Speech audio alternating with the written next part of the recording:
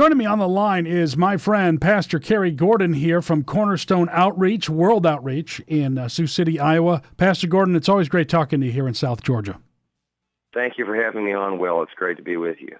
You wrote a recent article about laissez-faire marriage on Steve Deace's website, and it looks like you are a contributor now to his website. Tell us a little bit about, I first want to talk about the history of the Ten Commandments. You bring this out here and how America in its history has abandoned the Ten Commandments. If you can elaborate on that first. Well, absolutely. What many Americans don't understand is that if you go back to the original founding era, we began with 13 colonies until we ratified our Constitution, and then those 13 colonies were transformed into the 13 original states. And what people don't realize is at that time in history, the entire Mosaic Decalogue was codified into state law in the original 13 states.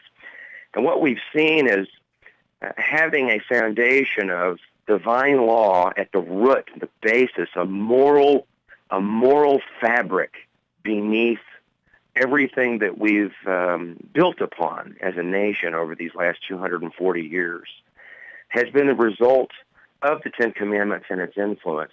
And I would argue that all the prosperity and the greatness and this massive, extraordinary movement of somewhere around 40 million people, which in world history suggests that the largest migration of human beings that has ever taken place on this planet happened in America when people from all over the world saw a spark of light, of liberty and hope that no one had ever dreamed could exist. They moved from literally everywhere in the world, 40 million people over the period of our first century, and they moved here to the United States of America because it was founded upon biblical principles and it created a liberty that had not existed. So the Ten Commandments are the basis of all the goodness that we enjoy today. And what we've been doing for the last 240 years, sadly, is one piece at a time we've been chucking those influences of Christianity, which sowed the seeds for Western civilization. And the further away we get from those principles, don't steal, don't covet, don't murder, etc., the further away we get from God's blessings. And we're increasing the amount of problems today in our nation instead of decreasing them. And it's directly correlated with our behavior in relationship to the Ten Commandments. You hear all these false arguments when people want to talk about law and liberty. There's so many people out there, I guess, if you want to call it the liberty movement, that they claim liberty, but when it comes to religious liberty, many times that is cast aside. Where do people come up with these crazy arguments? Well, they're getting them from the French Enlightenment. There were two revolutions that went on in history at almost the same time. One was the French Revolution that was going on in the late 1790s. And then you had the American Revolution happening almost at the same time, a little bit offset. But there was some similarities between those two. A lot of the rhetoric was the same: liberty, fraternity, brotherhood. We talked about a lot of the same things of the state being out of control and the need for people to have rights. But what ended up happening, and what I think is the central difference, is the French Revolution was explicitly and overtly atheistic in nature. They wanted nothing to do with the church, absolutely nothing. And you could kind of understand why they would behave that way, because they were coming from the experience of Europe, where you had a state-controlled religion, or what you could call a see if I could say this right. There's a difference between a state-sanctioned religion and a religion-sanctioned state. And they were coming from the aspect of having been controlled by an authoritarian church that really was intermingled so far that it was in power. And the government could be looked at sort of like a ventriloquist handling strings with a puppet. And so they were very angry about religion, and they completely threw it out, wanted nothing to do with it. In contrast, the American Revolution said, no. There is a difference between a state-sanctioned religion and a religion-sanctioned state. George Washington, very clearly separating our revolution from the French Revolution, said, there is no way to have good government without morality and religion. So they saw us in a very different light than France. In fact, if I recall, one of the founders, I believe it was Thomas Jefferson, made a remark in passing. Someone asked him, what's the difference between the French Revolution and the American Revolution? Because they sounded very, very similar in many of the arguments. And Thomas Jefferson responded, it's the difference between heaven and hell. So what we've done today in America, as the liberty movement in America, is very much going back and picking up the same atheistic-based secularist arguments that were sown into the land of France in 1789 and failed miserably. And they're trying to reassert them and reapply them over here and sort of create a new French Revolution in modern America. And it won't work. It never worked in France. They've had 16 failed constitutions since that idea. Because you realize if we're correct, and of course, Will, you know we are, that God created the world, then the first cause of liberty is a God who believes in liberty. Liberty exists because it came from God. It does not exist because it came from an explosion in space a gazillion billion years ago. And so it's just that simple. If liberty exists, we all know that it does, and we understand the concept of liberty, then we have to ask ourselves, what is the first cause of it? Can liberty come from an explosion? No. Liberty came from our Creator. Therefore, He has the exclusive right to define what liberty is and how it is enjoyed. And this is the difference between the French Revolution and the original American Revolution. And I would posit to you, if we're going to enjoy the greatness of America that once was, we're going to have to get back to the roots of the American Revolution and know the difference between that and the French Revolution. You know, it's interesting in your article. I mean, we can blame progressives and liberals all day long, and that seems to be the thing to do these days. But you put it back in the church's court, and you talk about a church being an anemic church. What has the church failed to do here that has brought us to this point? Well, sadly, the church, long before the federal government became hostile toward the Ten Commandments and threatened Judge Roy Moore with his very existence as a professional, and demanded that we remove these plaques of the Ten Commandments off of our walls, long before those sort of peripheral issues started happening, the church in its core began embracing antinomian theology, which means anti-law theology, creating a false contrast, saying that grace is opposed to law, rather than seeing the truth that grace is an extension of law.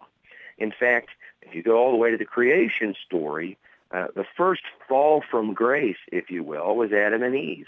And to depart from grace meant they disobeyed the law of God. And so that has really never changed, but the church has changed its doctrine, and it's strayed from true, honest integrity in Scripture. And the fact is, if you want the grace of God in your life, grace is experienced and enjoyed through obeying the Lord Jesus Christ.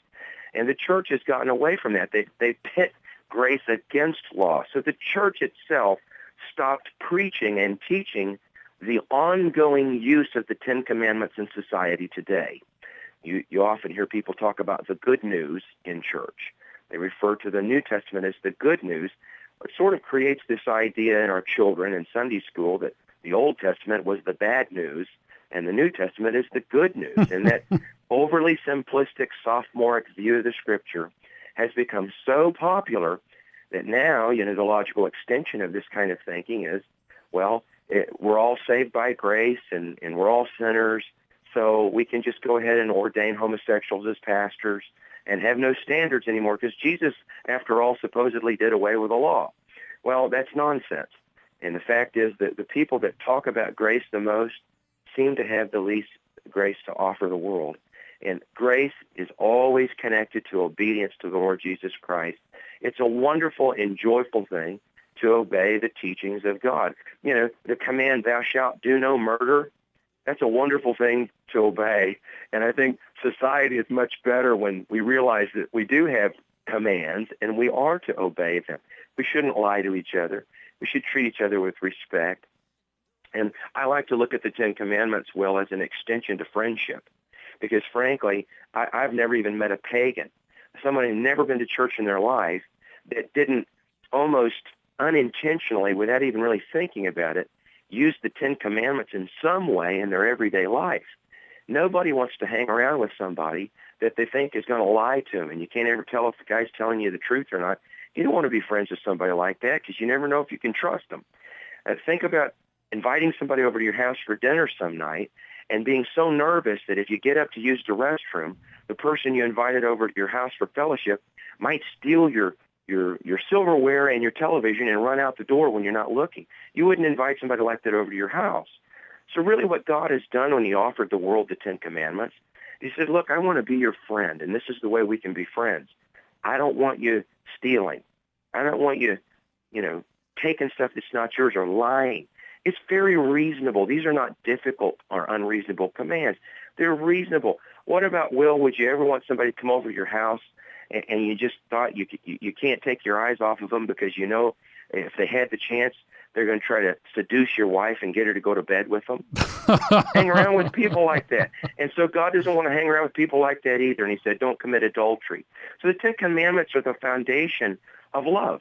They're really the foundation of good government, of great brotherly, neighborly experiences, loving your neighbor as yourself. You can't love your neighbor as yourself, like Jesus said, without the Ten Commandments that Moses gave us. And so Jesus and Moses agreed. The Father and Jesus agree. And we got to get back to the Ten Commandments in this country. And the church needs to begin by repenting and saying, you know what, we're wrong. We haven't taught this right. And we need to teach our children to memorize those things and live by them. Everybody talks about, we want to get back to limited government. You bring up in your article there was a big difference between the 18th century version of limited government and where we are today. If you could explain the differences. Oh, absolutely. People today, they think limited government means that the government can't tell you that you can't murder your child, or the government shouldn't tell you that you can't use your favorite narcotics while you're driving the local school bus. They think limited government means that government doesn't have any right to tell you how fast you can drive. And I'm telling you, that's a very different idea of limited government than what our founders had. I'll use driving as an example, sort of to show the difference between a French libertarian and somebody that understands the rule of law. If you use this idea that the government has no right to restrict you in any way and that you got to stop the government, it's sort of like an inconsistent anarchist. You'd go around town then, if you were an anarchist, and you'd start plucking every speed limit sign up, throw it in the ditch and say, they don't have any right to control me. I can drive whatever speed I want. I'm free. I have liberty. Well, the fact is, if you remove all the speed limits, no one has any liberty anymore because any of us that try to drive have to, sort of run for our life because we're going to get killed. Somebody's going to slam into us. Crazy people are driving everywhere. Chaos does not allow liberty to be experienced. And so in order for me to experience the true liberty of being able to get in my car and safely transport myself to go get groceries without unnecessary fear of being killed in a car crash, we create liberty by organizing ourselves in a reasonable way so that everyone can safely transport back and forth. And that's where speed limits come from. And we put these signs, and the government says, because we give it permission to say it as individual citizens, don't drive more than 35 miles an hour in this residential neighborhood. People have children here. We want to experience the liberty of living. We want to stay alive and not be run over. And so law, in that respect, creates an environment where liberty can be enjoyed. But the French libertarian is against the speed limit. He wants to pluck the sign up, throw it in the ditch, and claim that he's having liberty. But what that liberty actually will do is it brings harm to society. True liberty in the Christian theological world, real liberty, true freedom, does not harm society. True freedom causes society to thrive. Reverend Haddock in the 1800s described it this way. He said that a man that doesn't understand the difference between true liberty and false liberty has never looked at a wild grapevine. If you look at a wild grapevine growing wild in the forest, climbing trees and looking for sunlight, it has shriveled, bitter fruit. If you pluck the grapes from it, it's hanging all over the place. It's never been pruned. The fruit is shriveled and it tastes bad and it doesn't get the proper light because it's not tended to and it's wild and out of control. But the fruit in a cultivated vineyard, where it's been pruned and it's been limited and it's been trimmed and it's been cared for, and there are certain restrictions placed upon the vine, the fruit becomes luscious and big and beautiful and wonderful, and it thrives. And that's the difference between all of us living in total anarchy, with no restrictions whatsoever, no government, no laws, versus having a constitutional government that creates a fence of safety where we can really enjoy real liberty. So what is the best way forward right now in our society here, Pastor Gordon, where we see marriage being ripped apart right now and changed into something completely different? How do we get back to where we were, where marriage is strong and vibrant and we are defending it? What's the best way forward? Well, the best way forward is for everyone to get back to the realities of limited government, and one of them that the founders cited was called natural law. What that means is there are laws that exist that we didn't make. There was never a board of 5 people, 3 being in a majority, that voted and decided one day, we're going to have the law of gravity. We didn't do that. That law exists. We're all subject to that law. And if we try to make man-made laws that contradict or countermand that natural law, we will harm society. For example, building codes could decide, the Supreme Court decided that liberty is being hindered by the law of gravity, so they've overruled gravity because gravity stops people from being able to fly who feel that the only way they can really be happy is to fly. And so the problem is gravity. It's stopping all of these people that are just born this way that want to fly. It keeps them from being able to. So the Supreme Court says against natural law, trying to exert their authority against it. No more gravity. Gravity stops people from being able to fly, and people have a right to fly. Well, we can't fly. And so the court says that, and so some young kid says, well, the court just said that I have a right to fly. I have a court-granted right to fly.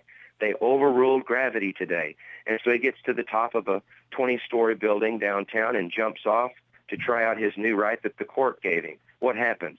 He goes all the way to the ground and dies. He's smashed at the bottom because men don't have authority over natural law.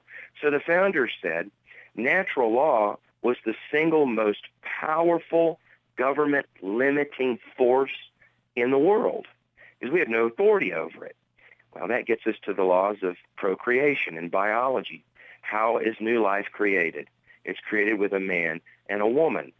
And if you try to defy that natural biological law enshrined in nature by our Creator, if you try to make man-created laws that countermand that in the same way, as absurd as it would be to try to countermand gravity, you are doing something that is misleading to the public and brings harm upon the civilization. And that's what's happening. So the first thing we've got to do is get back to natural law in our law schools.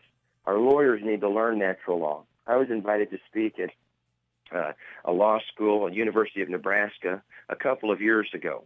And I enjoyed it very much. I got to speak with the law students on natural law. But I'll tell you what terrified me. I left that day knowing that most of those students I spoke to who are about to graduate from the University of Nebraska with their law degrees, and it's a very prestigious school, very respected school, they're about to graduate, and none of them had ever heard anything about natural law. They didn't have any comprehension of it. And that's the foundation of the organic law of the United States. And so we're churning out attorneys all over this country that don't have any comprehension of natural law, no respect for it, by the way. And so we've got to get back to that reality, and we can get back to it one of two ways. We can keep making bad law that harms society until we crumble to bits and rise back up from the ashes and say, where did we go wrong? And some Christian will show us. or we can listen now and avoid unnecessary pain.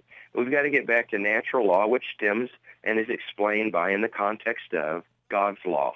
The Ten Commandments is the foundation for an understanding of natural law.